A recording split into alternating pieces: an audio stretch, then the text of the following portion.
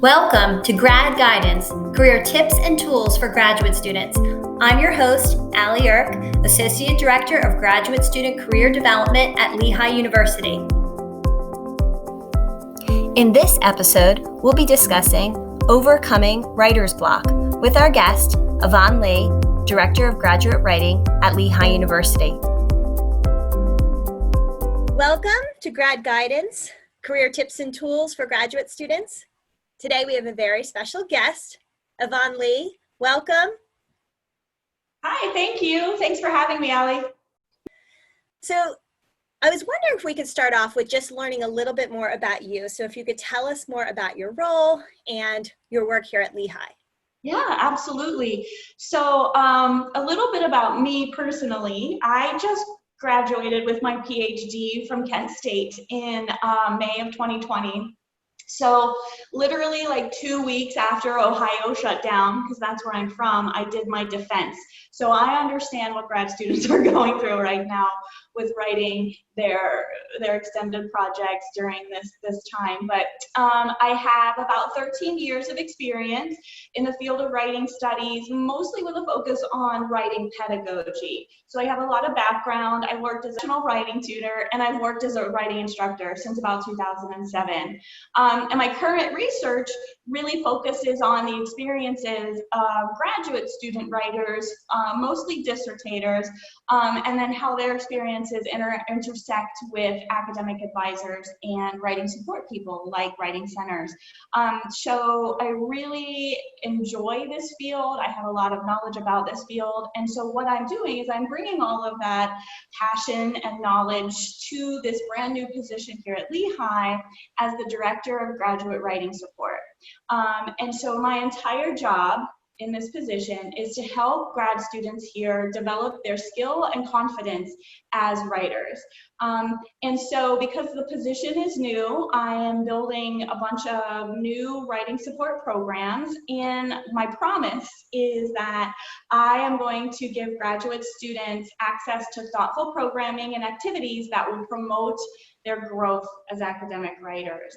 And some of the programming that I'm building includes individual consultations, for which I just hired 2 amazing graduate students to work as graduate writing consultants. So you'll be able to consult with me or these other 2 students very soon.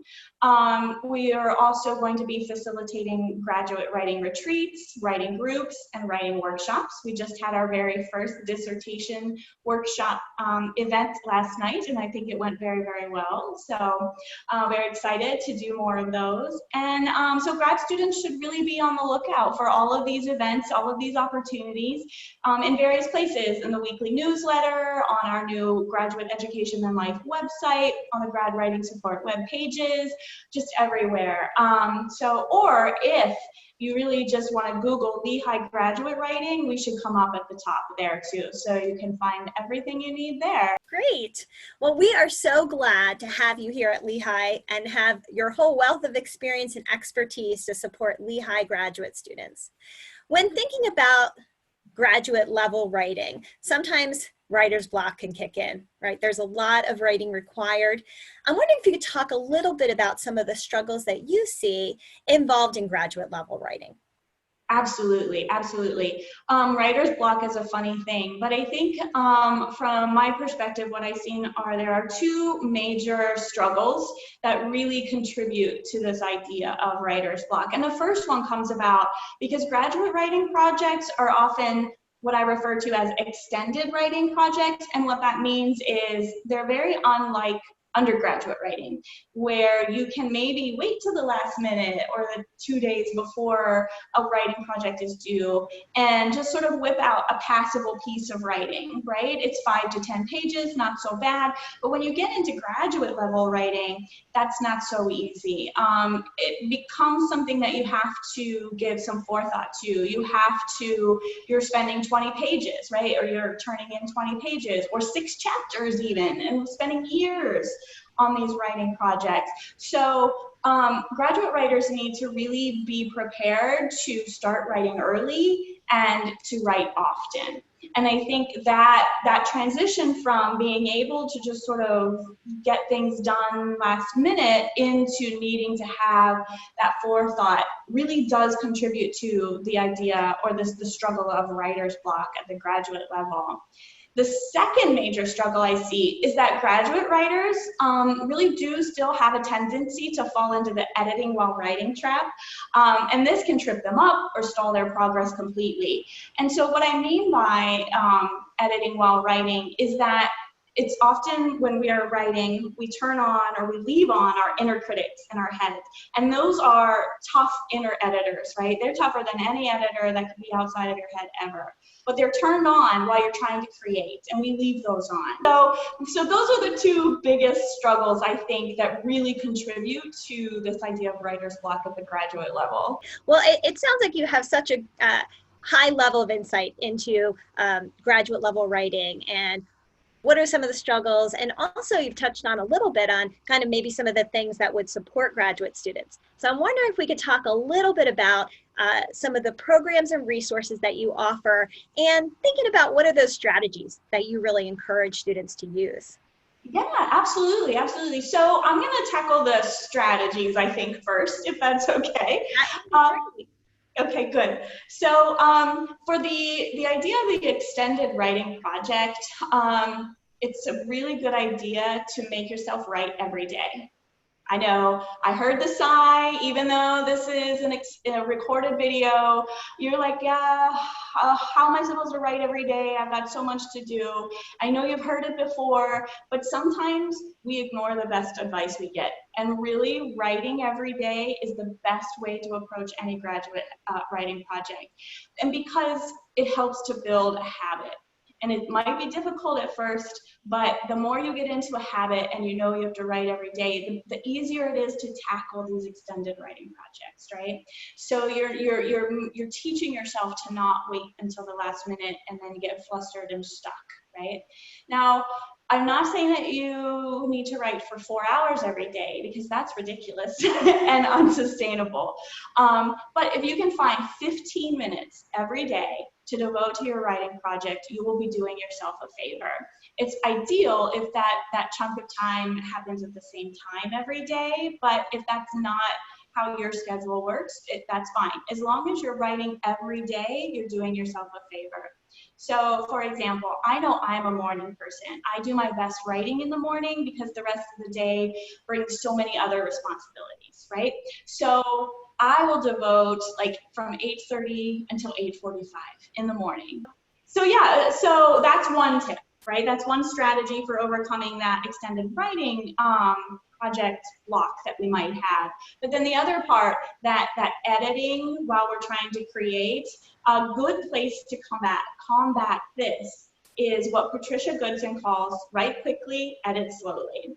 And so the reason she talks about it like that is because creating is what we're doing when we're writing, when we have that great idea and we're just trying to translate it onto the page, right? So if that uses one side of our brain, and then editing actually is more methodical, more analytical, more sort of time consuming, and it uses a different part of our brain. And so if we're trying to do both of these different activities at the same time, that's what causes us to get stuck. So if we sit down, we have that great idea as we're staring out the window, and we just type it and we just get it out. We don't think about grammar, and we don't think about punctuation, and we don't think about sounding stupid. We just get it out. Then the idea is out there, and you do it quickly, right? Don't overthink it.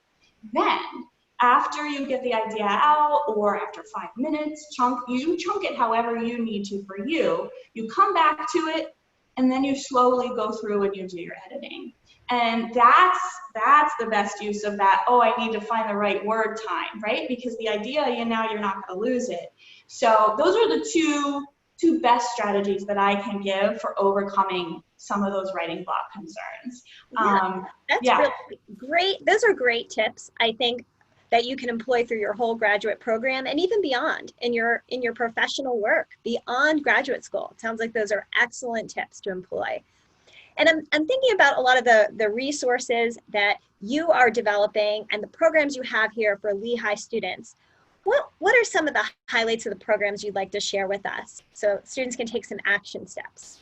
Yeah, no, I love this question. So, of course, I'm going to recommend that you come and have a consultation with a graduate writing consultant at the Graduate Writer Studio.